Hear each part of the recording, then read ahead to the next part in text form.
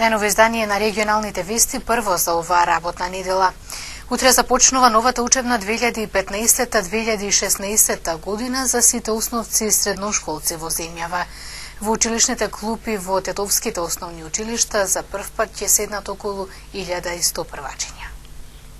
По 3-месечен распуст утре повторно ќе се огласи училишното звонче да го означи стартот на новата учебна година. Како што ни изјавија од секторот за јавни дејности при општина Тетово, тетовските основни и средни училишта подготвени просторно и кадровски ќе ги пречекаат учениците.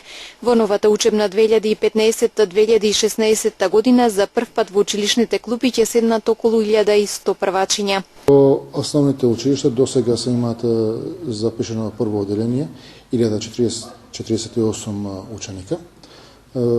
Очекуваме и ова недела уписите да продолжат во основно училиште и таа бројка да биде негде околу 1100 ученика кои ќе бидат запишани во прво оделение.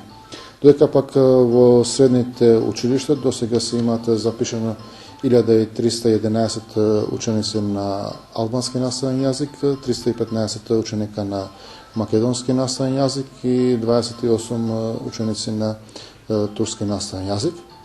И имајќи предвид дека во минатата учебна година во основното образование завршија 2349 ученика, очекуваме дека уште за 200 ученици да се запишат овие денови во средните училишта, така да таа бројка да се заокружи негде околу 2000 ученици кои ќе се запишат во средните училишта. Од оваа година во средното образование имаме една новина, значи уписите се запишуваат учениците и во гимназијата 7 март, која што ќе почнува со работа како одделен правен субјект, додека пак исто така почна да функционира и спортската гимназија со паралелката за фудбал, која ќе функционира во склоп на средното стручно училиште Моше Пијате во Тетово. Од оваа учебна година во Тетово ќе функционира ново средно училиште, втора гимназија 7 март. Во не утре ќе започнат со настава ученици од 12 паралелки со настава на албански јазик. Се направи поделба на гимназијата Кирил Печиновиќ, тоа во 12 паралелки се запишаа во 7 март оваа година и 12 паралелки во гимназијата Кирил Печиновиќ на албански наставен јазик и 3 паралелки на македонски наставен јазик. Објектот кој што е во Дреновец подготвено ги очекува учениците. Се разбира поради тоа што се работи за нов субјект, со време ќе се докомплетираат и некои потреби кои што се на објектот на училиштето за целосно да се комплетираат и да се функционира како што е потребно во овој нов правен субјект. Значи, таму се интервенира моментално на спортските терени, се надевам дека ќе имаме еден спортски терен, а во преговори сме со Агенцијата за млади и спорт и со владата, значи еден мултифункционален стадион да се изгради во склоп на просторот кој што е во Дреновец, а во иднина, зашто да не, и една спортска сала, и со комплетирање на потребите за нормално одвивање на спорт и спортски активности, тогаш може да кажем дека и објектот ќе биде потполно подготвен за реализирање на настава. За учениците што ја следат наставата на македонски наставен јазик во гимназијата Кирил Печиновиќ, нивниот деценински проблем кој што е за нивниот решавање на поставениот проблем, најсериозно се работи во последниот период, значи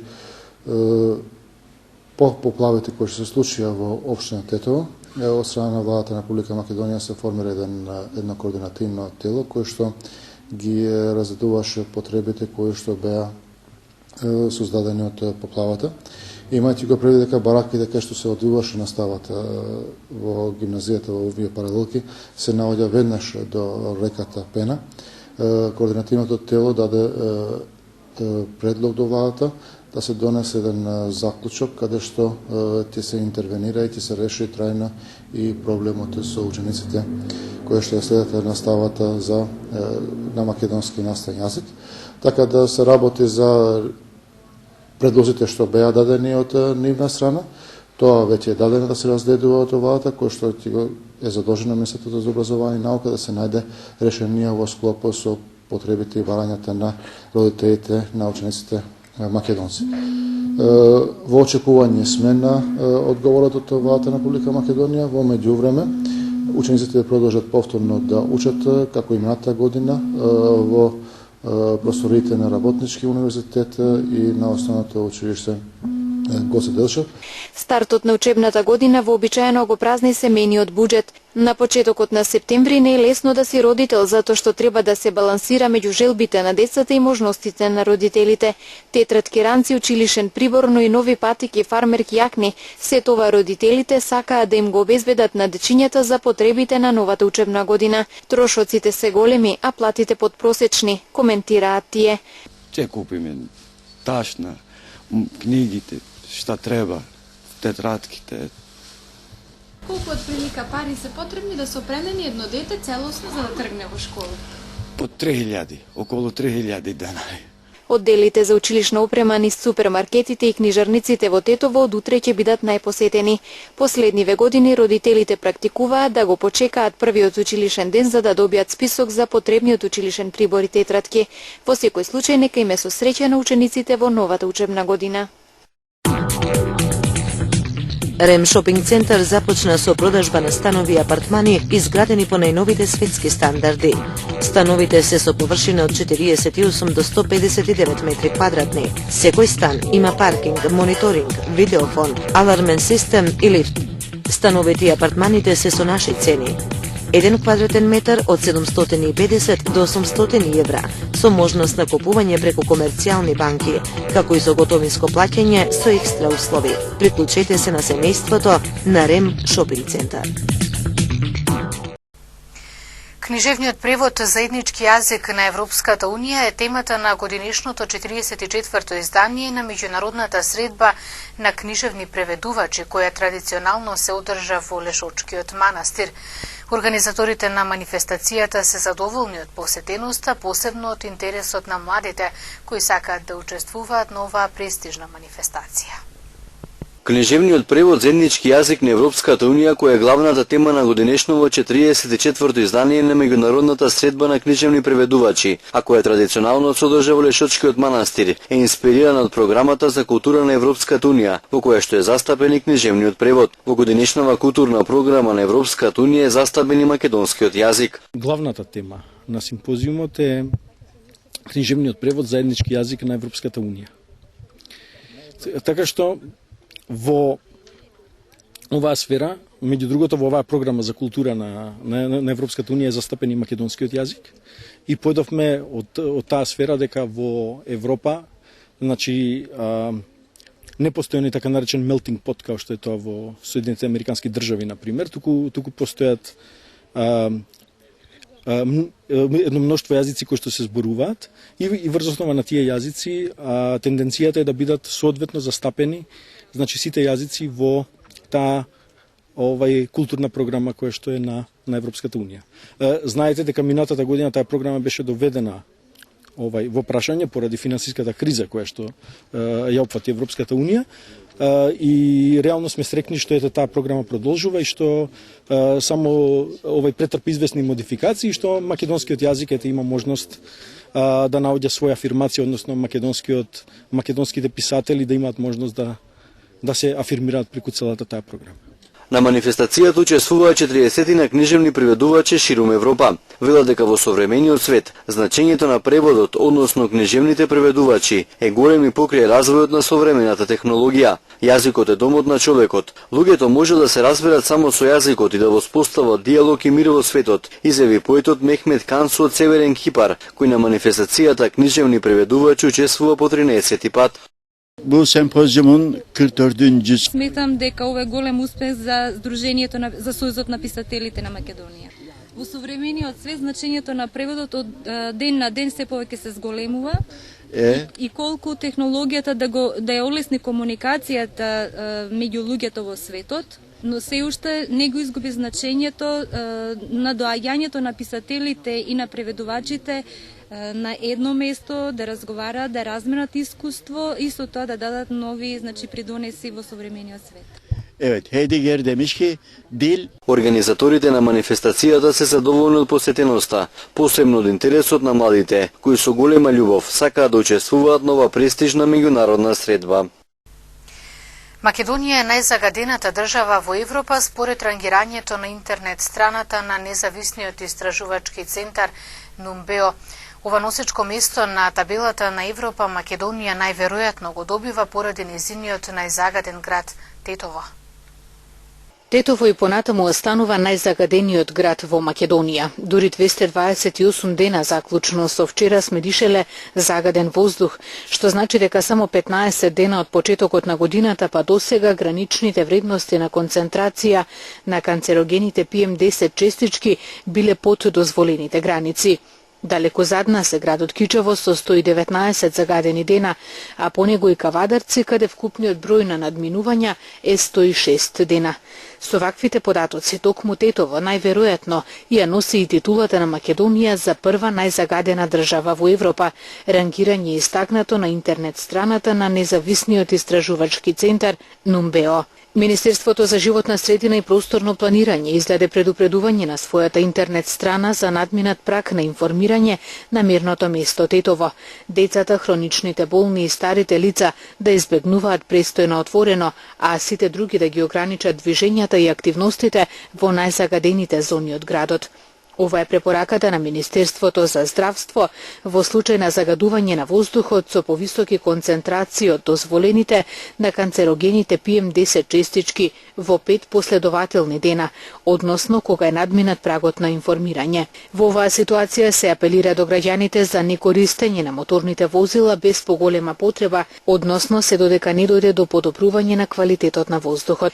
Како што објави Министерството за животна средина и просторно планирање на својата интернет страна, во Тетово точно на полноќ била измерена висока концентрација од 200 микрограми на метар кубен воздух на овие честички, а дозволената концентрација е 50 микрограми на метар кубен воздух. Дневната средна вредност на озонот вчера била 153 микрограми на метар кубен воздух во 16 часот, а максималната дозволена вредност е 120 микрограми на метар кубен воздух. Часовните концентрации се намалиле утрово, кога во 8 часот се измерени 29. PM честичките и озонот во приземниот слој на атмосферата предизвикуваат иритација на очи и грло, кашлица, проблеми во респираторниот тракт, астма, оштетување на бели дробови. Ситните честички прав потекнуваат од издувните гасови на моторни возила, од индустријата, од прашината на улиците и од неконтролираното палење на отпад. Озонот исто така е клучен составен дел на урбаниот смог, а се формира од други загадувачи, како што се гасови од моторните, емисиите од индустријските постројки, пареите од хемиските растворувачи. До кога тетовци ќе го дишат овој опасен воздух, се уште е неизвестно. Колку за подсетување, Тетово е град со убедливо најмногу денови на надминување на дозволената гранична вредност на PM10 честичките и на озонот и со убедливо највисоки измерено среднодневни концентрации. Се санира стариот амам во Тетово. Активностите кои се спроведуваат со поддршка од Министерството за култура се очекува да завршат до крајот на годинава. Во завршна фаза се активностите за заштита на стариот амам во Тетово, кој представува споменик на културата од османлискиот период. Активностите се спроведуваат со поддршка од Министерството за култура. Со оглед на оштетувањата на ова вредно културно наследство, особено во делот на куполите, предвидена е санација на целиот објект од страна на Националната установа, Национален конзерваторски центар од Скопје. Овој проект се одвива во 4 фази, од кои првите 2 се реализирани во 2012 и 2013 година, при што е изработен проект за непосредна заштита, конзервација и санација од страна на надлежната установа Национален конзерваторски центар. За целосна реализација на проектот, надлежната установа склучи договор за финансирање со Турската агенција за соработка и координација ТИКА, според кој, во координација на двете институции, ќе се спроведат сите потребни мерки за заштита, односно санација на објектот. Во согласност со усвоената динамика предвидено е решавање на проблемот со влагата во објектот, конзерваторски зафати за консолидација на куполите, односно санирање на пукнатините направени под влијание на временските услови. Исто така предвидена е превентивна интервенција во внатрешноста на објектот, како и изградба на дренажен канал, канал за одвод на атмосферска вода, рампа, оградни ѕидови, фасади, покрив, третман на вертикални ѕидни површини во пространството просториите на објектот и третман на вертикални сферични површини. Финализацијата на активностите од областа на непосредна заштита е планирана до крајот на 2015 година. Стариот аман во Тетово представува објект од османлискиот период, поточно од 15 век, зачуван во својата автентична градежна форма. Овој споменик на културата е адаптиран во галериски простор и функционира во рамките на Националната установа Уметничка галерија Тетово. Специјални нуркачки екипи трагаат по 66 годишен државјанин на Турција, кој вчера попладне исчезнал во водите на Мавровското езеро. Потрагата пак по двајцата планинари кои се изгубиле на Бистра и ноќта ја поминале во планина на отворено, утрово заврши успешно. Тие се пронајдени живи и здрави. Државјанин на Турција вчера попладне влегол да се капе во Мавровското езеро во местноста Бунец и исчезнал. Специјални нуркачки екипи на МВР од утрово го пребаруваат езерото. Според информациите од СВР Тетово, 66 годишниот турчин бил на излет во Маврово со свој роднина од Скопје и група пријатели. Скопјанецот набрзо влегол во езерото да се разлади и започнал да плива кон спротивниот брег. И кога веќе допливал до брегот, истото се обидел да го направи и турскиот државјанин, но некаде на половина пат, ако така може да се рече, од засега неутврдени причини, еднаш па уште еднаш потонал и за кусо време го снемало под површината на водата. Случајот во полициското одделение Маврово го пријавил рибар кој бил во близина, пошто полициска екипа набрзо дошла на местото. Истрагата е во тек и во координација со јавен обвинител се преземаат потребните мерки и активности за пронаоѓање на исчезнатиот, соопштуваат од полицијата. Потрагата пак по двајца планинари кои вчера попладне се изгубиле на Бистра утрово заврши успешно. Скопјаните на возраст од 29 и 35 години по ноќта помината во планина пронајдени се живи и здрави. Тие планинареле по Бистра со намера да се спуштат до манастирот Свети Јован Бигорски, но изгубиле ориентација и залутале. За среќа успеале да воспостават телефонски контакт и да ги известат службениците во полициското одделение Ростуше, со кои преку ноќта останале во постојан контакт. Полицијата ги пронашла утрово во местноста Сенечки ливади. Семејно насилство во Неготино Полошко. 43 годишник ја тепал својата 16 години помлада сопруга, упатувајќи и закани по животот. Во полицијата пријавени физички напад врз двајца тетовци од непознати лица. 27 годишна жителка на Неготино Полошко денеска околу 2 часот пријавила семејно насилство што го извршил нејзиниот 43 годишен сопруг. Според информациите на СВР Тетово, вчера вечер видливо алкохолизиран дошол дома и почнал да фрла со предмети низ просториите, пошто физичкиот напад налудирајќи ја со тупаници и со предмети по главата. Зели кујнски нож и се заканувал дека ќе ја убие. Набрзо тој е приведен и задржан во полициската станица Гостивар. При приведувањето им се спротиставил, повеќе пати ги навредувал и им се заканувал на полициските службеници. Се работи на расчистување на случајот и ќе следи соодветен поднесок. Двајца тетовци на возраст од 31 и 35 години. Вчера наутро околу 5 часот пријавиле дека на улицата 133 во Тетово без повод и причина биле физички нападнати од 3 непознати лица. Напаѓачите ги удирале со тупаници и тврди предмети, на што и тие им возвратиле. Со повреди на главите пренесени се во Тетовската клиничка болница, укажана им е помош и пуштени се на домашно лекување. Се работи на расветлување на сите поединости поврзани со пријавеното и на идентификување и пронаоѓање на напаѓачите.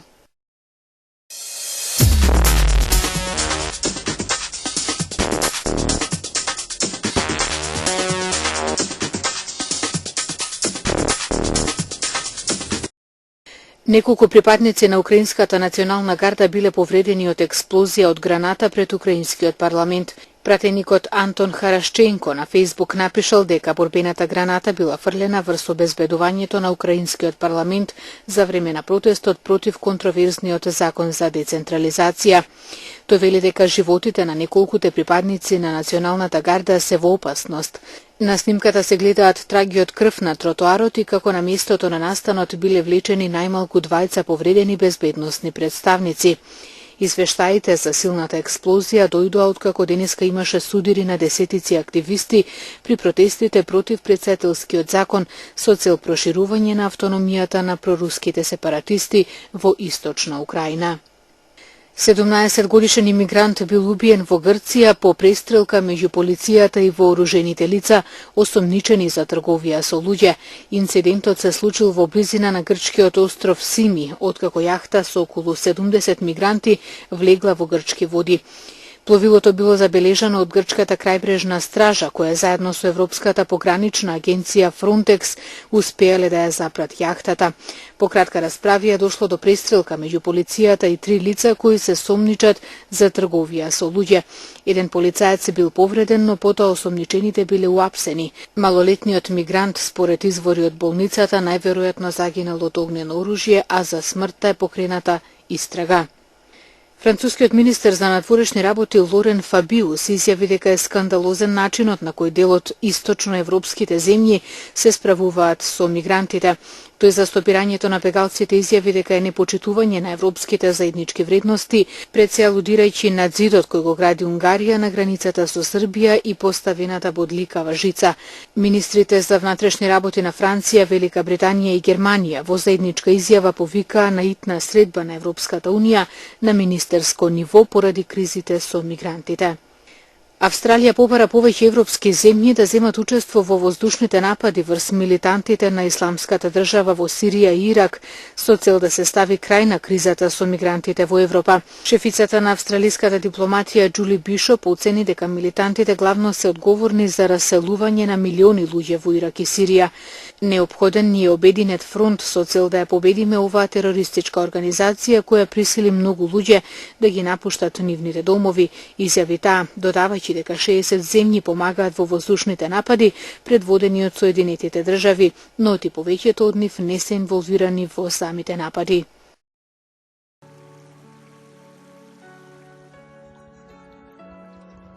Времето денес беше сончево и топло со слаб ветер од југоисточен и јужен правец. Дневната температура се движеше од 31 до 37 степени Целзиусови. УВ индексот беше со вредност 7.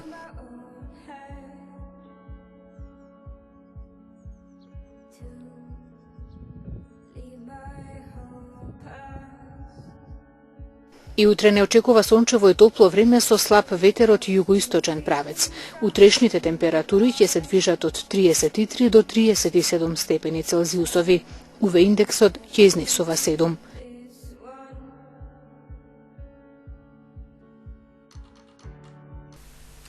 Овде ги завршуваме денешните регионални вести. Благодарам што бевте со нас. Пријатно.